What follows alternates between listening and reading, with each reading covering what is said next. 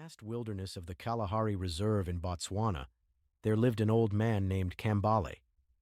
He was a former ranger who had dedicated over 50 years of his life to protecting the wild. From his youth to his old age, he stood against poachers, storms, and time itself. With hands weathered by sun and wind, and eyes that had seen the rise and fall of countless seasons, Kambale became more than just a ranger. He became part of the land. Every tree, every animal, every breeze through the tall grass seemed to know him. The young rangers called him the Guardian. He taught them not only how to track or protect, but how to listen to the ground, to the sky, to the silent voices of nature. Even after retirement, he refused to rest. Each morning, before the sun had fully risen, he would start his old Jeep and drive into the heart of the savannah, checking on the animals he loved. Lately, the heat had grown unbearable. The sun hung heavy and cruel in the sky, and the animals moved slow, seeking shade wherever they could find it.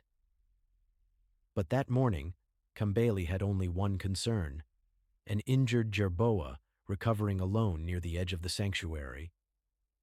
He knew the risk of going out in the heat, but he also knew the pain of being forgotten. Driving across the dry, cracked land, he felt a pressure in his chest. Still, he pushed forward. He had always done so. By the time he reached the bushes where the jerboa lay, his breath was short and his heartbeat uneven.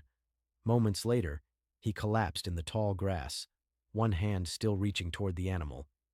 His colleagues, Tavo and Lesego, heard a faint call and ran to him.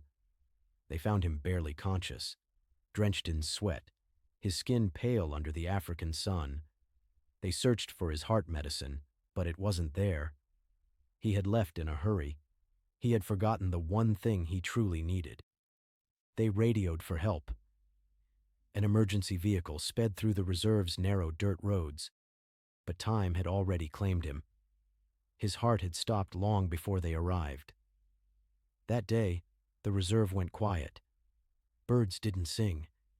Even the wind seemed still. Everyone felt the weight of his absence. The land, the animals, the people. Kambale had always said he wanted to return to the earth he served. And so, according to his wishes, a simple ceremony was held at sunrise the next morning. Under the wide canopy of an ancient acacia tree, his body was laid on a wooden bed. Dozens of rangers and locals gathered, their eyes lowered, their hearts heavy. As the ceremony began, something unexpected happened. A large tiger appeared from the horizon, walking slowly through the golden grass. It moved through the crowd without fear or hesitation. No one dared to stop it. It was as if the land itself had sent it.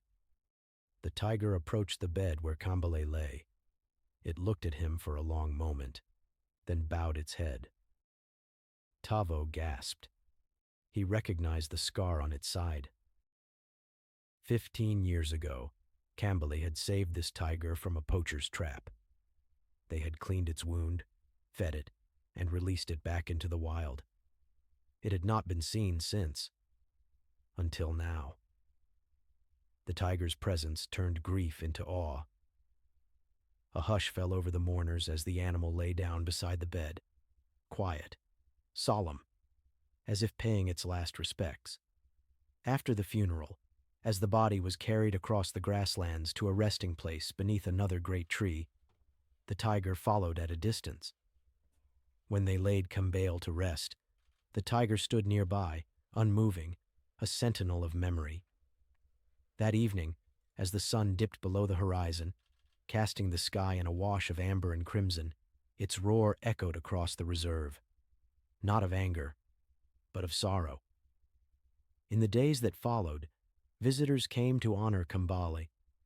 Flowers, prayers, moments of silence, and the tiger returned more than once, sitting quietly by the grave, as if guarding the memory of the one who had saved him. Even now, when the wind moves through the Kalahari grass and the evening light turns golden, Some say they can feel Kambale's presence, in the rustle of leaves, in the silence between birdsong, and in the quiet footsteps of a tiger who never forgot.